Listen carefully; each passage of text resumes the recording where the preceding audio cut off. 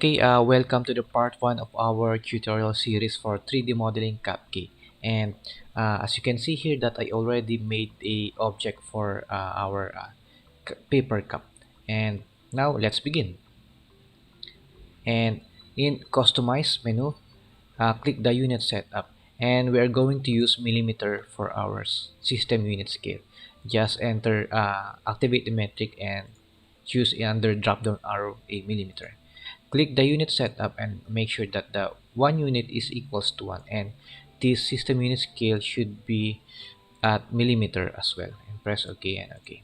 Now under modifier tab, geometry group, let's create a cylinder. Click that button, okay, and uh, try to keep on dragging your left mouse button. So I'm gonna keep on dragging, okay, keep on dragging. And let's establish the radius of this object first, okay, so about this size. And release your left mouse button, okay, and try to hover up your mouse cursor and click once. So that's the basic process of creating a cylinder. Now right click somewhere here in an empty space so that we can exit into a creation mode of this cylinder. And with this cylinder object selected, let's go to modifier tab, and we are now seeing its properties under modifier tab over here. Okay, so I'm gonna change, let's change its color to gray so that we can see more clearly of this object. And enter here a radius around 27 millimeter, height 27 millimeter, height segments 1, and sides 80. Okay, just enter that exact value that I have in here. Okay, now press W in our keyboard, shortcut key for move tool.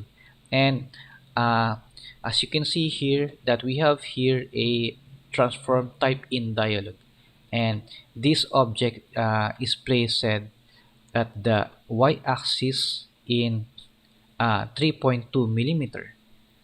The x-axis is placed in around negative 8.2 millimeter, while the z-axis is placed into 0 millimeter. So if you move this up, you will see here how far this object is placed at each of these direction, okay, or axis, okay. So I want to place this object right at the very center of this grid line. So you have to place it in z-axis around 0, y-axis 0, and x-axis 0, and that makes the object move right at the very center of this geometry. Okay, now with this object is still selected, I'm going to apply above its layer an edit poly modifier. So I'm just going to apply this one. And if you cannot see that edit poly modifier here, just browse and look for it under modifier list, and here it is. Okay, and if you want to see a quick access for these modifiers over here, just click this icon and check this show buttons, and it will show up those buttons over here. And if you want to modify and give this button a specified modifier assigned in each of this button, just click this modifier, configure modifier set. And as you can see here now that I already have a 6 buttons available in here, because I already entered a total buttons of 6 in here. Okay, and to assign a specified modifiers in each button, here in left side we have here a several modifiers that we can choose to. Okay, so for example, turbo smooth modifier, and what we just need to do is to click that and drag over the button to assign that modifiers to those buttons. And if you're done, just click OK. Okay, so now let's start. So with this edit poly modifier applied, I'm gonna expand this one. Okay, and let's hover over here in our selection section. So I'm going to explain this to you first. The vertex mode, we have in edit poly modifier, we have a different mode. So the first one, the vertex. So the vertex is the what you call this is the dot red dots. Okay. Edges, this the edges. Okay. Border. So the border means a hole into our object, but this object doesn't have any hole on it yet. Polygon. So that's the polygon. So I'm gonna press F2 to show up the red shade. Okay, so that's the polygon. And element mode, and if you select that object with element mode is activated, it will go into select the entire object, of course. Okay, and upon clicking this button, these layers, you can see here now that these buttons also shifts into different mode. Okay, because these buttons is just the same as this one. Okay, so either you click in here or just click this button instead. Okay, so now let's begin. uh, so the shortcut key for this different mode is number one. Press number one, vertex mode. Number two, edges. Number three, four, five. So that's the shortcut key for this different mode. Okay, so press number four to enter to polygon mode, and I'm gonna deselect this one and select this polygon. Okay, and delete. Now press number three to enter into border mode, and we already have here a hole into our object. Now we can select a border. Press letter R, shortcut key for scale tool, and make sure that you are using the select and uniform scale tool. So I'm going to keep on pressing this icon, and you may have mistaken the scale tool into the other form of the scale tool. So make sure that you select this scale and uniform. Okay, not this one, not this one. Okay, now let's hover our mouse cursor right at the center of this gizmo. So this yellow object I have in here is what this is what we call the gizmo. So hover your mouse right at the center of the gizmo and scale it up. Okay, now let's enter into let's press letter G on our keyboard to hide the what you call that grid line. Press number 4 to enter into a polygon mode. Select this polygon, and with this polygon selected, let's go under the group of edit what you call this, no uh, okay, inset button. So I'm going to click the inset button. Okay, so the inset button, right, with the inset button, try to drag your left mouse button over your selected faces. Click and drag. Okay, and release your mouse button if you're done. Now once more, click and drag, click and drag. Okay, now right click to exit into inset mode. Right click. Okay, and with this polygon still selected, under edit geometry group, we have here a tessellate. Just click that box settings. Okay, and with the tessellate tool, it will give us additional segments that meets up at the center of our selected faces. But the problem is the other endpoint doesn't meet up at these edges. Okay, so to fix that, okay, click this arrow and choose polygon, and that will fixes the edges. Okay, and if you're done, check. All right, now press number 2 to enter into edge mode. Okay, and in edge mode, select either of these edges. Okay, hold the shift key on our keyboard and select the other one beside your current selected edges, and it will instantly select those all edges in a ring selection. Okay, and with these edges still selected, let's go under the group of edit edges, and we have here a connect button. Click that connect settings, and under connect settings, let's try to give it adjust the placement of these additional segments by dragging these adjustment arrows. Okay, just drag that over here, and if we're done, click check. And now let's double click this modeling tab. Okay, and if you cannot see that modeling tabs,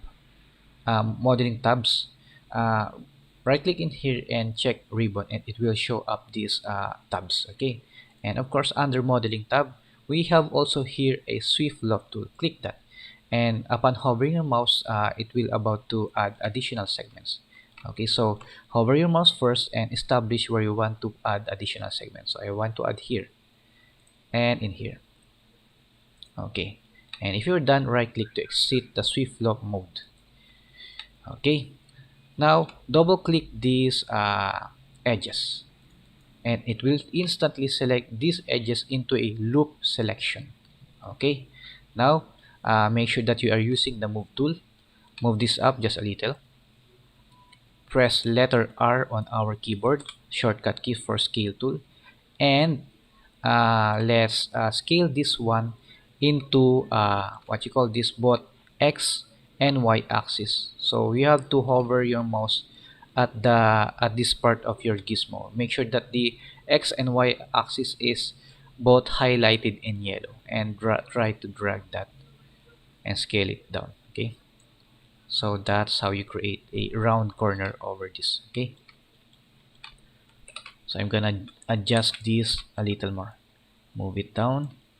Okay, now let's now double click this one, any of these edges at the edge. Okay, double click, press letter R, scale this in X and Y simultaneously. Double click this one, scale it up.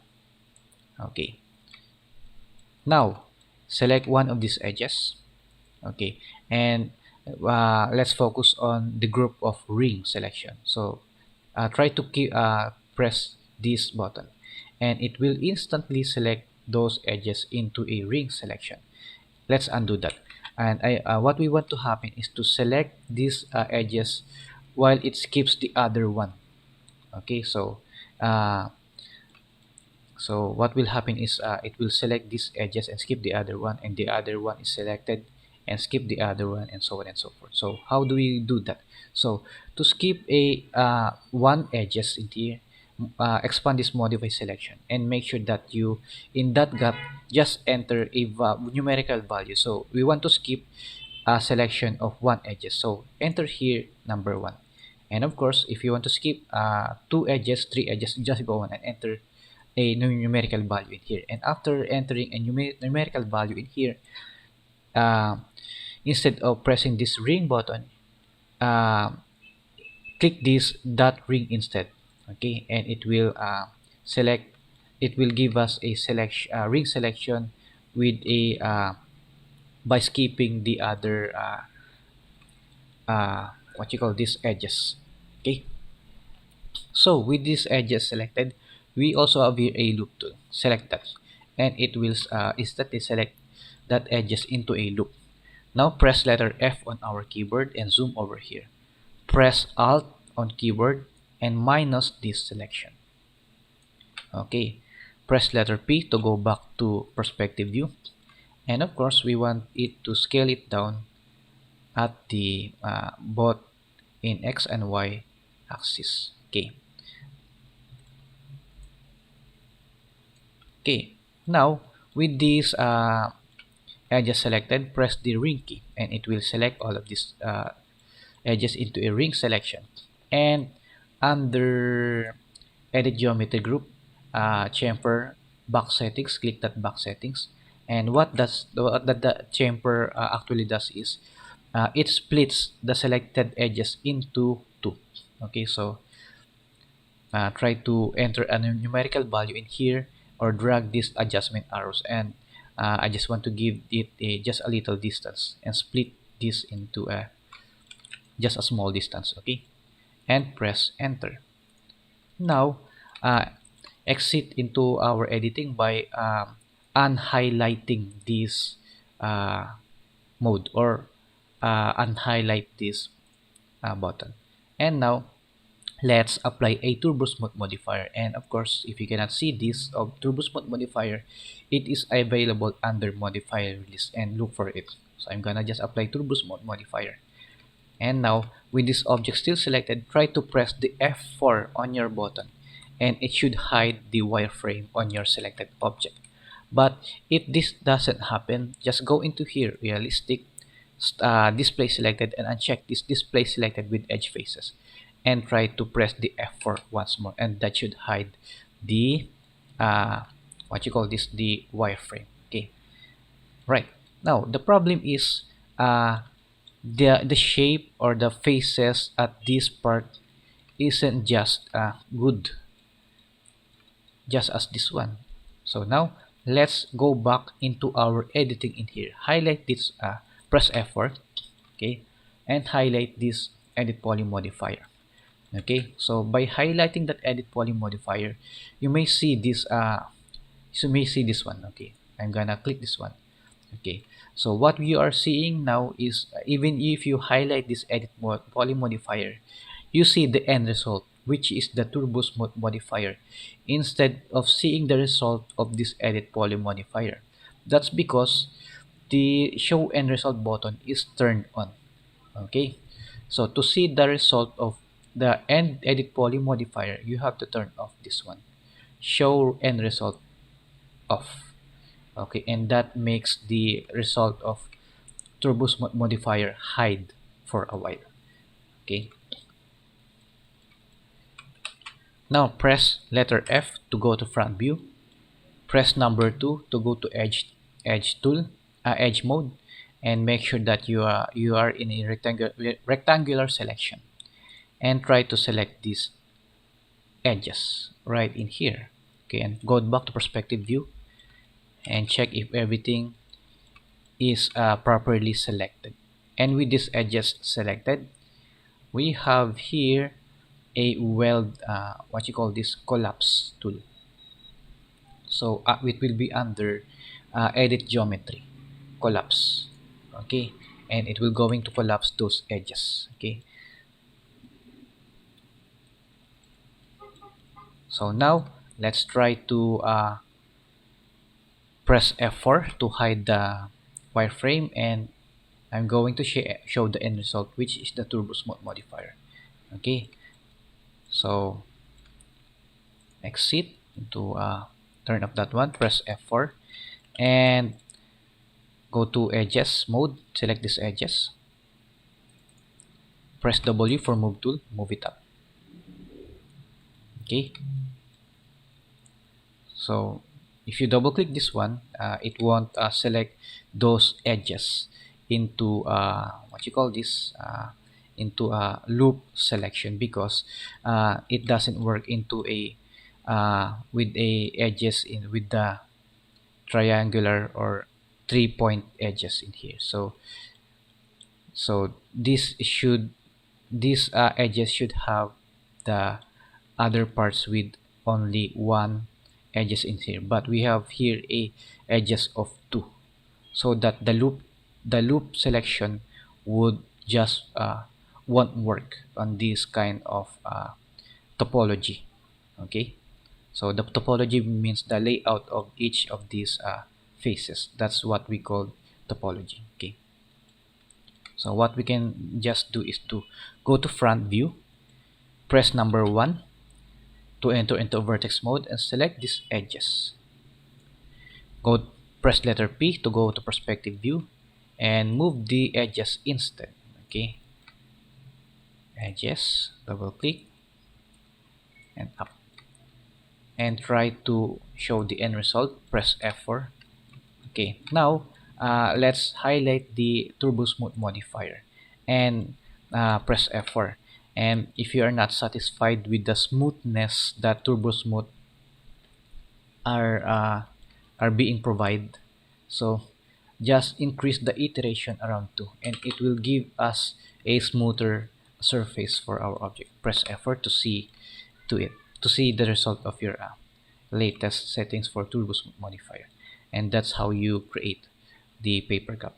And one last thing, we need to add additional or some kind of thickness into our object. So highlight this edit poly modifier and minimize that one.